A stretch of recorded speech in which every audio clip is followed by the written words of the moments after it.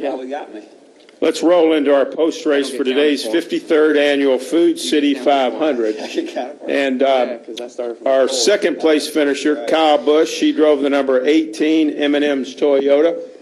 And our third-place finisher is Brad Keselowski. He drove the number 2 Miller Lite Ford. Certainly both of these drivers know how to get around this racetrack. I'll start with you, Kyle. Had that speeding penalty early on that puts you back, but you fought your way up front the rest of the afternoon. And had a solid afternoon. I know you didn't get the win as what you want to get, but talk about your run today. Yeah, it was a good run for us, battling back from our pit road penalty, which we need to stop. If we didn't have so many of those, we'd probably be a lot better off. And being able to work on our car further up front, there's a little bit of difference there when you run back in traffic. But all in all, we battled back. Crew chief made some good calls, and the pit crew did a good job on pit road. And then you got to hustle it and really drive hard out there on the racetrack, especially after restarts, and then, get what you can get. But good day for the M&M's Camry. Wish it was a little bit more, but, there at the end, we're probably holding up the guys behind me, but track position's everything here anymore. It's frustrating the way that is, but, I wish I could have kept up with the 5, but he just took off and left us all, and I was just too tight there at the end, really battling center of the corner turn, just not being able to get it to do what it needed to do. Kind of similar to what we fought in practice, so we got to work on that. Thank you, Kyle. And our race third-place finisher in today's race is Brad Keselowski, and he is now currently our points leader as well. He has a 9-point lead over Dale Earnhardt Jr. Brad, talk about your run out there today. Certainly you were contending for the win as well. Yeah, at the end it started to come together, and we weren't very close at the start, that's for sure, but the guys on the 2 team got it dialed in there towards the end and had a shot at a solid finish. I don't think I had anything for Kasey. I don't know if anyone did. He was so good through the middle and really everywhere. He was kind of a league of his own, but I would damn if that was going to keep me from trying. So he drove a good race, got himself in position, and worked me over pretty good. And somehow we worked through traffic and got back by him. But obviously that last yellow, I haven't seen a replay of what happened, but cost us the lead, and kind of hung in there and raced Kyle here pretty hard for second, and then Kurt came in there and raced pretty hard for third, and we just had a good battle going there. I kind of hated to see that one come to an end. All right, we'll take questions now for Brad or Kyle. If you have one, raise your hand. Raise your hand if you have a question. Who's got a question downstairs here? Al Pierce back right there has one. Who's got the wireless mic? Kristen, right over your left shoulder. No, back that way. Thank you. Yeah, Al Pierce from Auto Week. For both of you guys, to the untrained eye, and that includes almost everybody in this room, these cars appear to be not totally dissimilar from last year in that they behaved and ran and handled like they might have last year. From where you guys sat, were these cars different from what we had here a year ago, or do we just not recognize the subtle differences from where we sat? You can have this one, Brad. I'm sorry. I wasn't listening. I was going to point out for what you said. Are they different, I think was the question, or are they the same? Are they different? I mean, they look the same to us. They look the same to you guys. Well, I mean, they don't look the same to me. They look different to me. That other car was butt ugly. This one looks a little better to me. Obviously, there's some different things in them with rear end housings and a little different suspension stuff. So, I mean, the cars are definitely different. We wouldn't be setting new track records if they weren't. So, they obviously drive a little different too because of that stuff. So, I guess I'm not quite sure what you're getting at there, but I mean, they're definitely a different challenge and hopefully an upgrade for the future. David Newton, do you have a question? You think this is a better race than last year's? Well, that's good. With 20 laps to go, there were 6 of you, less than a second apart. Yeah, that's a good point. I don't know. I didn't see the race. I was driving, so I don't know. I thought last fall's race was pretty good. They're all good to me, but maybe I got a bad seat. Go ahead, David. David, and then to Nate. Yeah, David Newton, ESPN.com. Along those same lines, it looked really racy out there. You guys, the bottom line seemed to be able to use a little more than in August. Can you just comment about the race in general, what you thought about it? I got that one. You get this one. I think, You could for a few laps there after a restart. You know, I think the tires a little bit better here where you can grip up on the bottom. And, you know, before the rubber, as you go every single lap after a restart, the rubber lays down more and more and more. And by the time you start running on top of that rubber, then you start sliding. So you kind of got to find your way up to the top eventually. But, you know, I still think that we could stand to do a better job, you know, whether it's adjustments to the car or whether it's adjustments to the tire. For some reason, the bottom here, I think this year I've noticed is a lot more. There's a lot more bumps down there, right on the bottom. You know, you kind of run through there, and it's just a lot of harmonics going on. So it's kind of hard for the tire to grip down there for a long time as well. So this place is aging, and it's getting a little bit rougher down there on the bottom. So it's making it a little bit tougher to grip the racetrack too. Go ahead, Nate, and then we'll go to Ryan again, and we'll go to the press box. Nate Ryan, USA Today Sports. Each of you guys had a teammate involved in the feud of today's race, which was the 11 and the 22 post-race shoving match after the incident in turn 2 where Denny got into Pagano. I guess, first of all, for each of you, you guys can each take this. Did you have a vantage point on that, on what happened there? And each of them have kind of been chirping this season that they've each had issues with each other that go back. And do either of you guys have any, especially you, Kyle, I guess, have a viewpoint on that? I love Joey. I think he's a good little racer, but he works really hard too. But I have no comment to it because I didn't see any of the first instance, and I didn't see anything afterwards. I just heard the crowd. But, you know, it's a little disheartening that we all just can't get along. Brad? I'm watching. I'm learning like you.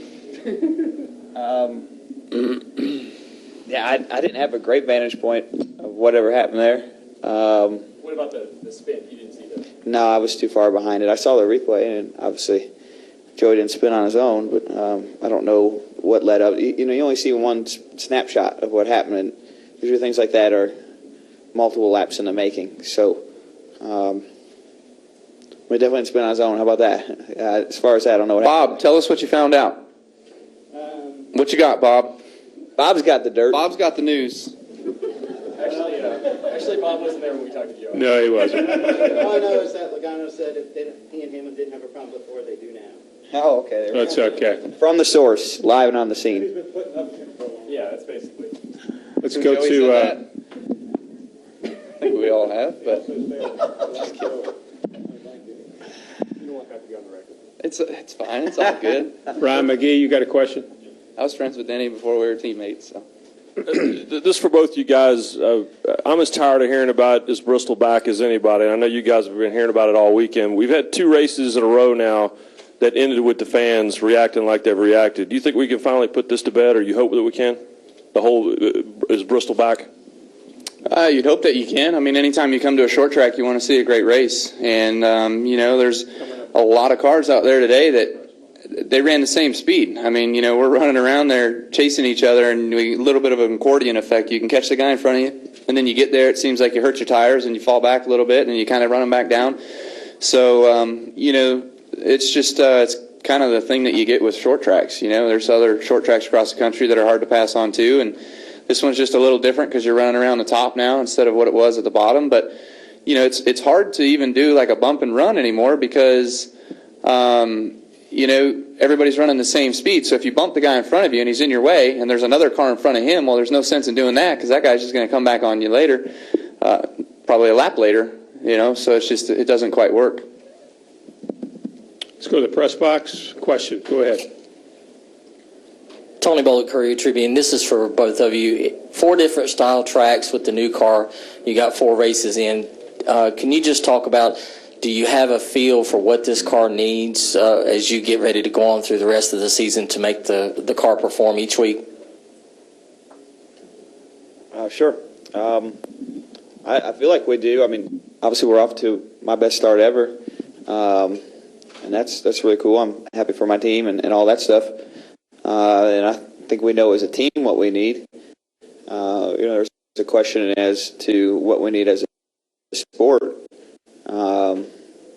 But I think we got a pretty good handle on it with the 2 team, and you know, obviously we can't keep our feet still. We know that, you know, guys like Kyle and Jimmy and them guys are going to continue to push and make their cars better, and we got to keep digging and push on our stuff too. But I think we got a pretty good feel for it on the two team. All right, let's stay on the press box. Go ahead.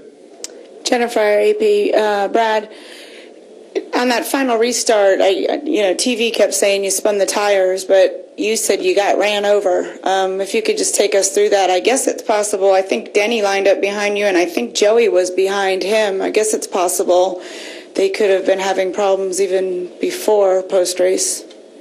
Yeah, I mean, I haven't seen the replay. I just know that my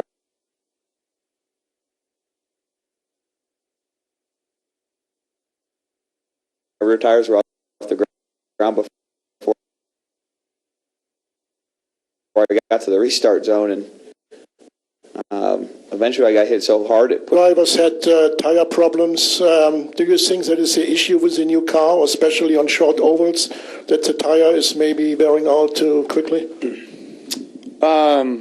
Different teams have different issues sometimes. I know early in practice we were seeing a lot of graining on the left side tires, and until the track rubbered in, that sort of went away. But, sometimes you see tire issues come from more deep in the field than you do with the guys that are running up front. Just with all the technology and all the resources and everything the up front teams have, they seem to do a good job of getting a good handle on the tires each and every week and being able to not abuse them too much. And also when your car's driving good and, it's turning through the corner okay, you're using less brake, and then, you're not overheating the right front tire and overheating the bead and blowing it out. So that's kind of what you see when you see guys having tire issues. Yeah, I haven't drove here. I think my first race here was 2010, and we blew out all them tires and all that stuff. I can tell you that this tire is considerably better than what we've had here in the past, and I think that there's been a lot of progress made. So it'd be hard pressed, at least from my end, to find anybody to really sit down and have some gripes about the tires. Any other questions from the press box? Come back downstairs. Anybody else have a question downstairs? Ryan McGee again over here, please. Where's the wireless mic?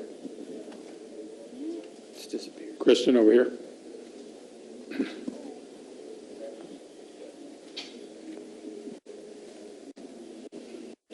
This to Brad, kind of to Kyle's point about the bump and run's gone and you make a move and there's somebody else already there. That sequence you and Kasey had that was so great to watch.